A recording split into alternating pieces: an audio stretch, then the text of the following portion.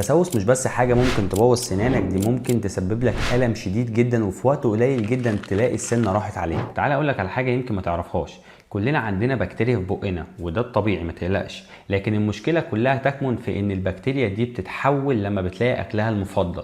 اكلها المفضل زي السكر، زي المشروبات الغازية، زي العيش حتى الابيض، زي الحاجات اللي هي الايس كريم، الحاجات اللي هي كلها فيها كربوهيدرات او نشويات كتير، وده كله بيتحول لجنة بالنسبة للبكتيريا. البكتيريا بتبدأ تاكل السكر، وبعد كده لما بتاكل السكر بتبدأ تبرز احماض، الاحماض دي بتروح مباشرة لطبقة المينا اللي هي الطبقة الخارجية للاسنان، وبتبدأ تكسر وبتعمل تجويف، وساعتها بيجي الدكتور اسنان يقول لك ان انت فعليا عندك تسوس في الاسنان. طيب سؤال كويس، ازاي اعرف بقى ان انا عندي تسوس في الاسنان؟ في الاول بنسبة كبيرة ما بيبقاش فيه الم، لكن في حاجات معينة لو لقيتها تبدأ تشك ان انت عندك تسوس في الاسنان. اول حاجة بيكون عندك بقع سوداء او بني على السطح الخارجي للاسنان. رقم 2 بتكون عندك حساسية بسيطة جدا من الساقع او السخن.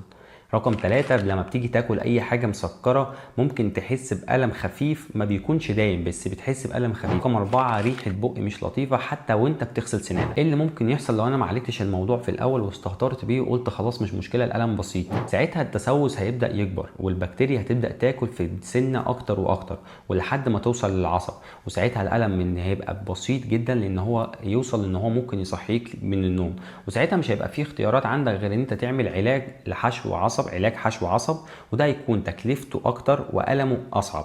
فلما انت بتوصل للمرحله دي بسبب ان انت استهترت بالالم البسيط في البدايه، او ممكن في بعض الاحيان ان احنا بنضطر نخلع السنه لان احنا ممكن نكون وصلنا لمراحل متقدمه جدا في السنه اللي هي ما بقتش تقدر تستحمل ان احنا نبني عليها اي حشوات او نحط عليها اي تركيبات.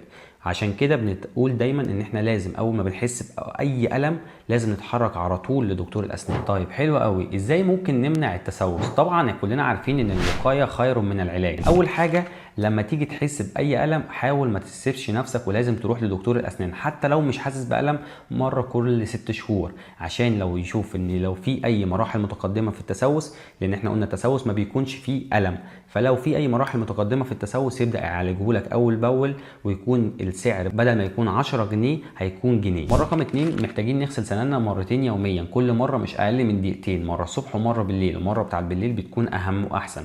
رقم 3 محتاجين نستخدم خيط طبي، ولازم تعرف ان الخيط الطبي لازم تستخدمه بطريقه صح، فلازم تتفرج على فيديوهات ازاي تستخدم الخيط الطبي بطريقه صحيحه، لان الخيط الطبي ده بيشيل لك البواقي الاكل اللي ما بين الاسنان وبعضيها، وفي نفس الوقت لو استخدمته غلط هيبدا يضر لك اللثه، فلازم تتفرج على فيديو ازاي تستخدم الخيط الطبي بطريقه صحيحه. ولو محتاجين فيديو زي ده ممكن تكتبوا لي تحت في الكومنتات وهنعمل لكم فيديو على طول ازاي نستخدم الخيط الطبي بطريقه صحيحه. رقم 4 نحاول نقلل السكريات، عشان الحاجات دي زي ما احنا قلنا هي تعتبر جنه بالنسبه للبكتيريا. نصيحه اخيره، مفيش حد بيحب يروح لدكتور الاسنان وهو موجوع، لكن كل ما هتروح بدري كل ما هتوفر على نفسك فلوس اقل وفي نفس الوقت الم اقل بكتير جدا. وبكده نكون خلصنا الفيديو بتاع النهارده، ولو حاسس باي حاجه غريبه ممكن تكتب لنا تحت في الكومنتات وهنجاوب عليك، ولو عايز تتكلم معايا مباشره ممكن تجي لنا في العياده وان شاء الله نلحق، وما تخليش البكتيريا تسبقك واسبقها انت.